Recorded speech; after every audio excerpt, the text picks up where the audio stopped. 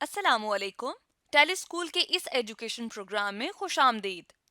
ये programme TV पर हुकूमत पाकिस्तान और सबक फाउंडेशन की शराकत से पेश किया जा रहा है। इसके लेसन्स पाकिस्तान के तमाम तालीमी बोर्ड बशमूल कैम्ब्रिज के सिलेबस के मुताबिक तैयार किए गए हैं, जिसमें एजुकेशन कंटेंट सबक फाउंडेशन प्रोवाइड कर रही है। सबक फाउंडेशन की वेबसाइट sabak.pk पर केजी से 12वीं जमात तक वीडियोस और प्रैक्टिस टेस्ट बिल्कुल मुफ्त दस्तयाब हैं। जनरल मैथ लेसन में आज का टॉपिक है अरिथमेटिक मीन। ये टॉपिक फेडरल और पंजाब बोर्ड में class 9 chapter number 7 arithmetic and geometric sequence से लिया गया है। आज के इस लेक्चर में हम समझेंगे कॉन्सेप्ट ऑफ अरिथमेटिक मीन और concept of an arithmetic means के बारे में। आज के लेसन और इससे मुंसलिक तमाम वीडियो लेक्चर्स को घर बैठ के देखने के लिए आप sabak.pk की वेबसाइट पे जा सकते हैं और वहां फ्री वीडियो लेक्चर्स के साथ साथ प्रैक्टिस टेस्ट भी मौजूद हैं, जिन्हें देखकर आप अपने कॉन्सेप्ट्स को पुख्ता कर सकते हैं और इम्तिहानात में ट्यूशन लिए बगैर शानदार नंबर हासिल कर सकते हैं। ये सब कुछ sabak.pk की वेबसाइट पर बिल्कुल मुफ्त दस्तयाब है। ठीक है, जो कि मैं यूं कह सकता हूं, अगर हमारे पास मैं यूं बात करूं 4 और 6 है तो इनका अरिथमेटिक मीन होगा 5। कैसे फाइंड होता है जी? 4 और 6 को आप ऐड करेंगे और 2 पर डिवाइड करेंगे तो ये आपके पास 5 आ जाएगा। ठीक है, अब बात ये है कि हमारे पास एक क्वेश्चन है जी, और इसकी स्टेटमेंट कुछ इस तरह से है कि एक एक्सप्रेशन लिखा हुआ है कि a power n plus b power n, ठीक है, divided by a power n minus 1 plus b power n minus 1। ठीक है, अब ये जो एक्सप्रेशन है इसमें हमने फाइंड करना है n सो डैट ये जो एक्सप्रेशन है may be the arithmetic mean between a and b। ठीक है, अब ये बात हम जानते हैं। चलिए मैं स्टार्ट करता हूँ जी सोल्यूशन को कि वी नो डैट कि जो हमारे पास अरिथमेटिक मीन है अगर a और b के दरमियान फाइंड करेंगे तो उसका क्या फार्मूला होगा जी? Arithmetic mean is equal to होगा नंबर्स a और b का सम और इनको 2 पे डिवाइड, चूंकि इनके नंबर ऑफ क्वांटिटी 2 है, इनको 2 पे डिवाइड कर देंगे। ये इनका अरिथमेटिक मीन यानी इनकी एवरेज है। ठीक है जी, अब बात ये है कि ये जो एक्सप्रेशन है ये भी एक यही रिजल्ट दे, तो ये किस वक्त यही रिजल्ट दे सकता है? जिस वक्त हम इसको अरिथमेटिक मीन कह रहे होंगे। ठीक है, मीन्स के जो हमारे पास a प्लस बी ओवर 2 है और जो ये एक्सप्रेशन है इनमें कोई फर्क नहीं हो, दोनों को हम इक्वल कह दें, दोनों को हम क्या कहते हैं जी? बराबर कह दें। तो यहां पर लिख लेते हैं a power n plus b power n, ठीक है, divided by a power n minus 1 plus b power n minus 1। ये जो एक्सप्रेशन है अब ये a प्लस बी ओवर 2 के इक्वल है, चूंकि ये अरिथमेटिक मीन है। बात समझ गए होंगे आप कि इन दोनों में जब हम कोई फर्क नहीं रखेंगे तो ये फिर बराबर होंगे। अब ये वाला 2, तो अब हम इनमें से चूंकि हमने n की वैल्यू फाइंड करनी है तो अब हम इन्हें सिंपल बना रहे हैं। ठीक है, तो ये नंबर इधर आकर ये एक्सप्रेशन यहाँ पर आकर a प्लस बी से मल्टीप्लाई हो जाएगा, जबकि ये 2 इधर आकर a power n plus b power n से मल्टीप्लाई हो जाएगा। ठीक है, मतलब क्रॉस में मल्टीप्लाई हो जाएंगे। तो अब यहाँ पर अगर हम देखें तो ये हमारे पास बना 2 times of a power n plus b power n। ठीक है, और यहाँ पर क्या आ जाएगा? a plus B multiply by a power n minus 1 plus b power n minus 1। ठीक है जी, अब ऐसा है कि अगर मैं इन्हें मल्टीप्लाई करूं 2 को b और इस 2 को भी इससे भी, तो ये मेरे पास बन जाएगा 2 पावर a पावर n,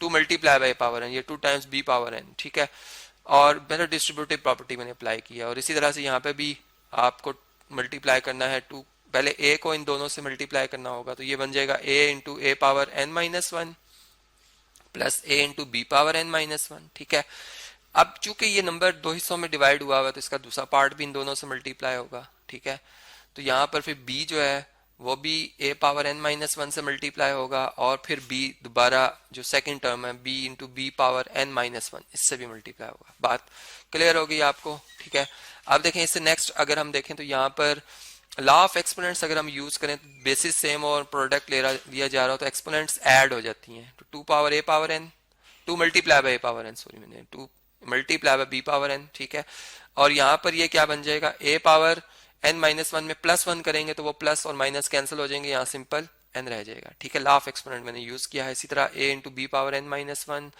और यहाँ पर b into a power n minus 1 और प्लस b पावर एन, ठीक है। इधर भी सेम यही बात हुई है, क्योंकि ये बी पावर +1 है, सॉरी मैंने -1 लिख दिया, ये +1 और ये भी जब बेसिस सेम करेंगे ये ऐड होके सब्ट्रैक्ट हो जाएगा। अच्छा जी, अब अगर हम ए पावर एन को इधर शिफ्ट कर लें, ठीक है, राइट साइड पर, और इसको भी सॉरी लेफ्ट साइड पर अगर हम चेंज कर दें तो ये क्या आ जाएगा, मूव करा दें तो ये 2 इंटू ए पावर एन माइनस ए पावर एन आ जाएगा, ठीक है। इसी तरह 2 इंटू बी पावर एन और माइनस बी पावर एन आ जाएगा, ठीक है, इज इक्वल टू इधर रह गया ए इंटू बी पावर एन -1 और प्लस बी इंटू ए पावर एन -1, ठीक है जी। ये क्लियर होगी बात आपको। अब देखें इससे नेक्स्ट जो है यहां से अगर हम इन्हें सब्ट्रैक्ट करें तो 2 ए पावर एन में से एक एन पावर खत्म कर दें तो एक रह जाएगी, ठीक है। इसी तरह दो हैं बी की क्वांटिटीज बी पावर एन की, इनमें से एक खत्म कर दें तो एक रह जाएगी, ठीक है। इस तरह इन टर्म्स को भी मैं इधर ही शिफ्ट कर रहा हूँ, ठीक है, लेफ्ट साइड पे। ये माइनस इधर आकर ए इंटू बी पावर एन -1 आ जाएगा और यहाँ पर माइनस बी इंटू ए पावर एन -1 आ जाएगा, और यहाँ पे क्या रह जाएगा, यहाँ पे रह जाएगा जी 0, ठीक है। मतलब हम कहेंगे 0 एक्सप्रेशन, 0 टर्म्स रहेगी, ठीक है।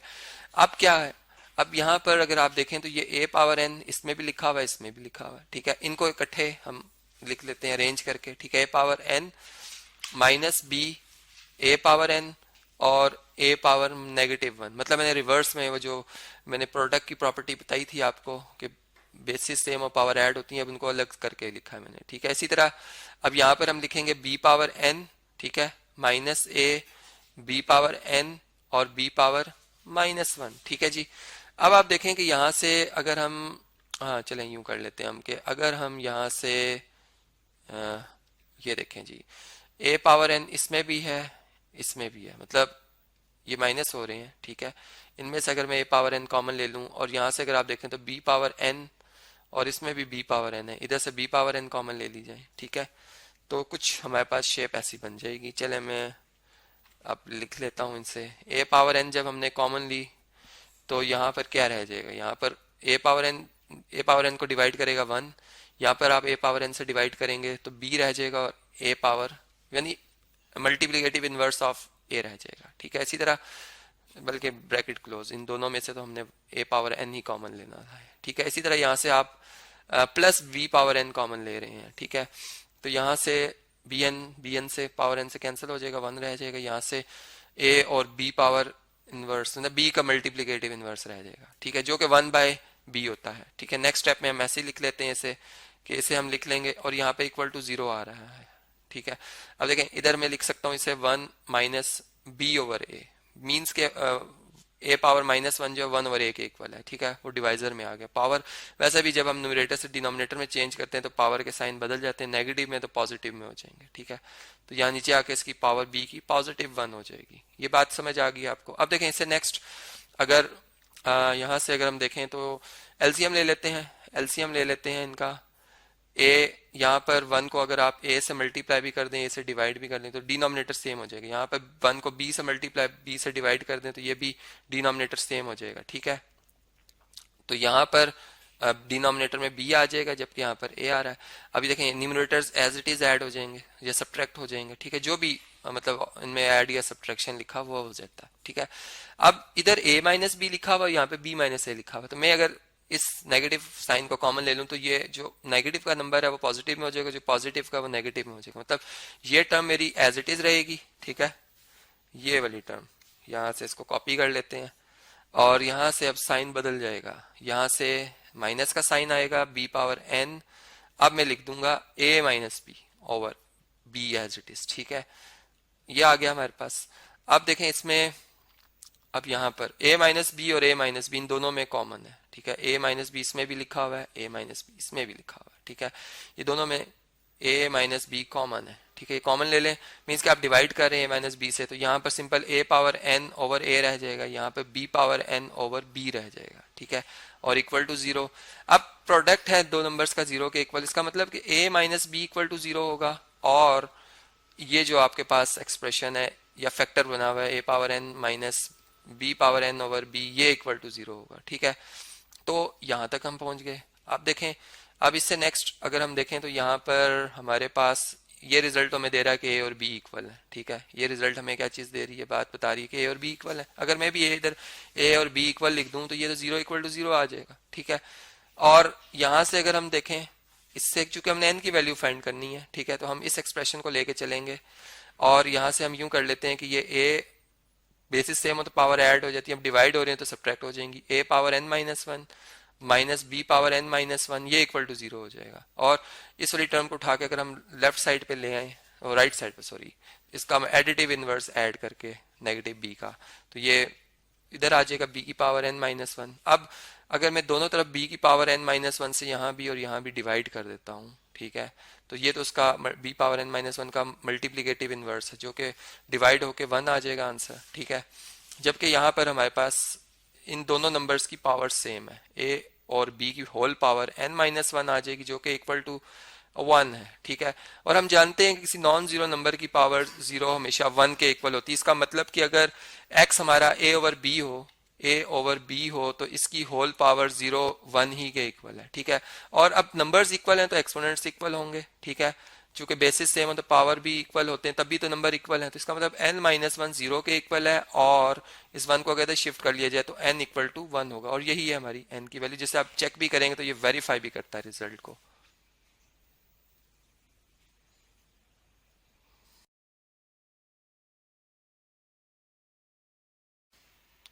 अब इसी तरह अगर दो नंबर्स पता है, ठीक है, एक 3 है और एक 12 है। अब इनके दरमियान हमने अगर दो अरिथमेटिक मीन इंसर्ट करने हैं तो जो पहला अरिथमेटिक मीन होगा वो 3 से इतना दूर होगा जितना कि A2 जो है A1 से दूर है, और फिर A2 जो है वो 12 A2 से इतना दूर होगा जितना कि A1, यानी या यूं कह लें कि A2 A1 से दूर है। मतलब इनके जो डिफरेंसेस हैं, ये डिफरेंस, ये डिफरेंस और ये डिफरेंस, ये एक जैसा है। मतलब अगर मुझे डिफरेंस पता चल जाए, फर्स्ट टर्म मुझे पता है, ठीक है, तो इसमें अगर मैं d ऐड कर दूंगा तो a1 पता चल जाएगा, a1 में मैं d ऐड कर दूंगा a2 पता चल जाएगा, और a2 में d ऐड कर दूंगा तो मुझे ये नंबर पता चल जाएगा जो कि मुझे ऑलरेडी इसकी वैल्यू पता है 12 है, ठीक है। तो अभी हम देखते हैं कि अगर यहाँ पर अगर हमने जो है वो एक फार्मूला और भी पढ़ा था कि चूंकि ये अरिथमेटिक प्रोग्रेशन की 3 टर्म्स हैं अरिथमेटिक सीक्वेंस की, तो इसमें फिर एक हमने फार्मूला पढ़ा था जनरल अरिथमेटिक जो हमारे पास टर्म का होता है। मतलब nth टर्म जो जनरल टर्म निकाली जाती है वो इस तरह निकाली जाती है कि a1 फर्स्ट टर्म में आप ऐड करते हो कॉमन डिफरेंस को, और कॉमन डिफरेंस मल्टीप्लाई होता है n माइनस वन से, जो कि पिछले लेक्चर में मैंने थॉरली इसके ऊपर आपको बताया था कि किस तरह से हम एक जनरल टर्म जो है वो बनाते हैं अरिथमेटिक प्रोग्रेशन की। अब इसमें अगर आप देखें तो a1 हमें पता है, a1 हमारे पास है 3, ठीक है, d नहीं पता, ठीक है। तो और अगर हम देखें तो इसमें जो ये टर्म है हमारे पास, ये फोर्थ टर्म बनती है, ये फर्स्ट है, ये सेकंड, ये थर्ड, ये फोर्थ है, ठीक है। तो a4 हमें क्या मालूम है, वो कितनी है जी, 12 है, ठीक है।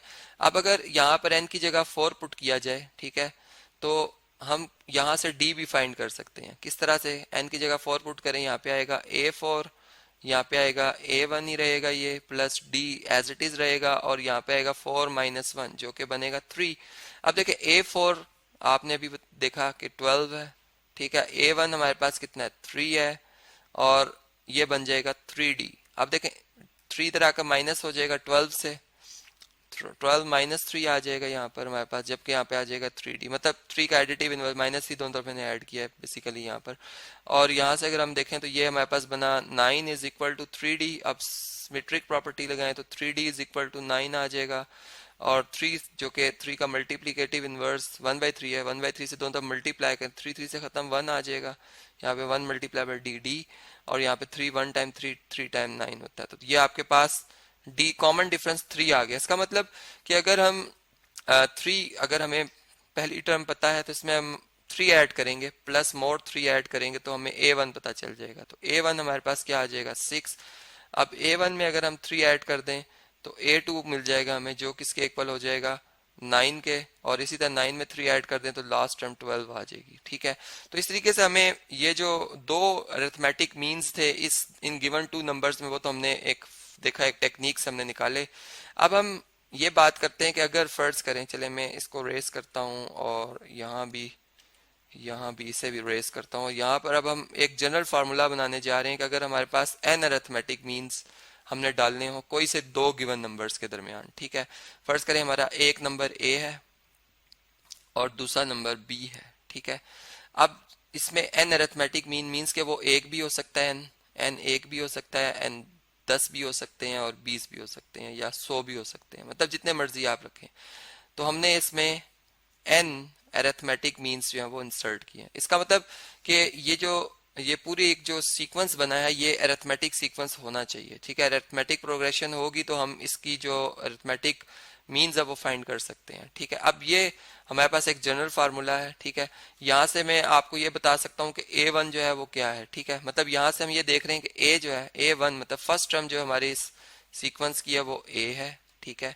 और जो इसकी ये देखें यहाँ पर ये फर्स्ट टर्म, ये सेकंड, थर्ड, फोर्थ, इसका मतलब ये अगर n है तो ये n+1 बन जाएगी, क्योंकि मतलब ये अगर 10 हमने बीच में अरिथमेटिक मीन इंसर्ट किए हैं तो दो ये भी हैं, मतलब टोटल मिला के 12। तो ये अगर गिनती करें तो एक जो पहला अरिथमेटिक मीन होगा वो 2, फिर ये दूसरा तीसरा होगा, तब इसी तरह। तो ये अगर 10वां होगा तो ये 11वां कहलाएगा और ये लास्ट वाला जो है ये 12 कहलाएगा, मतलब इसको हम n+2 टर्म कहेंगे, ठीक है। तो इस तरह से हमारे पास जो n+2 टर्म बन रही है इस अरिथमेटिक प्रोग्रेशन की वो b बन रही है, ठीक है। अब ये जनरल फार्मूला आपने देखा, इसमें हम n जो nth टर्म है इसकी बेसिकली वो इसकी जनरल टर्म जो लास्ट टर्म है वो हमारे पास n+2 है। हम इसकी जगह n+2 पुट करेंगे, जहां पर n लिखा है उसकी जगह क्या आएगा n+2। a1 as it is रहेगा प्लस d कॉमन डिफरेंस तो वही रहता है पूरे प्रोग्रेशन का। n की जगह हम लिखेंगे n+2 और -1। तो यहाँ से अगर आप देखें तो हमारे पास जो है ये a मतलब an+2 जो है इसकी टर्म बनती है वो b है, ठीक है। a फर्स्ट टर्म इसकी जो a1 जो वो a है प्लस d, और ये n2 में से 1 माइनस कर लें तो ये n+1 बन जाता है, ठीक है।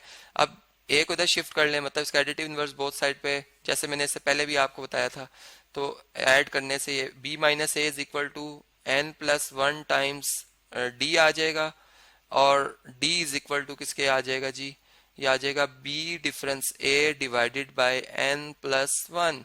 इसका मतलब कि अब हम ये d अगर इस a में ऐड करेंगे तो a1 आ जाएगा, a1 में ये d ऐड करेंगे तो a2 आ जाएगा, मतलब ये इससे d फासले पर है, ठीक है।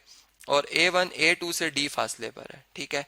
इसका मतलब कि अगर a2 का फासला a1 से देखा जाए तो वो d प्लस d 2d बन जाएगा, ठीक है। और इसी तरह a3 का अगर जो डिस्टेंस है a से देखा जाए तो वो 3d बन जाएगा, ठीक है।